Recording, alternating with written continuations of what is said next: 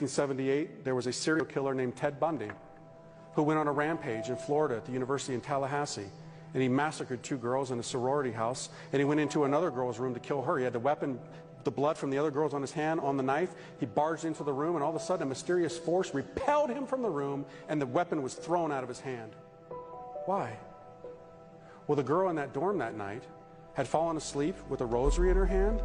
Before she went off to college, she said to her mother that I promised to pray the rosary every night before I go to bed as for protection.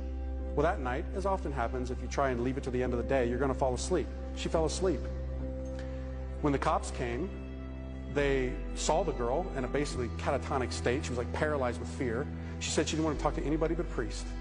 They got a priest, a Monsignor came, and she told the priest that what she had told her mother about making that promise. Years later, when Ted Bundy was on death row, he asked to speak to a priest. Guess which priest came? The same one.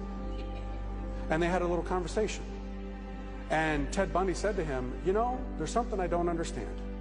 That last night, that was the last killing that he did. I had killed those 2 girls, and I went into the other room, and some force threw me out of the room and threw the weapon out of my hand. Can you explain that to me?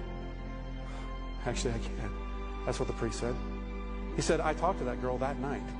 She had made a promise to pray the rosary, and she had it in her hands. You weren't aware of it, but there was a power in those beads that threw you out of the room. This thing, my friends, has power. Saints of old would simply lay it on people who were possessed, and demons would shriek out of them. You know, today we look at this and we say, oh, that's just nonsense. That's not nonsense.